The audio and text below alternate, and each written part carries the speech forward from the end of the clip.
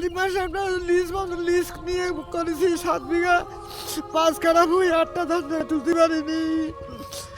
এখন দিনা খাওয়ান তাই দেবো আমরা।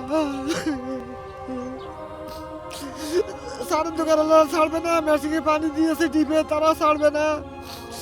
এখন আমাদের উপায় কি হবে? 1 কেজি তো নিতে পারেননি বাবা। না, নিতে পারিনি আমরা বাড়ি। তো যখন সারেওয়ালারা পানি দোকানে টাকা চাবেন তখন কি করবেন বাবা? তখন আমাদের গলায় দড়ি দিয়ে আসা কোনো উপায় নেই। আমরা লিসের টাকা তুলে আমরা কি দিয়ে দেবো, শোধ করবো, কোয়াতে খাবো, লোন ঘেটে না তাকে টাকা দেবো। ছেলে প্রতিবন্ধী, কাজ করে নাই, বউ ছেলেমিলা আছে। আমার তো ধরো স্বামী নেই, ছেলের ঘরে ঘর, কি করবো? ছেলে প্রতিবন্ধী, ওই ছেলে ছাড়া আমার কেউ নেই, কি করবো? এখন যে বাবা এই যে ক্ষতি হয়ে গেল কি করবেন বাবা এখন? সারের দোকানে মনে হয় 12,000 টাকা দিনা। এখন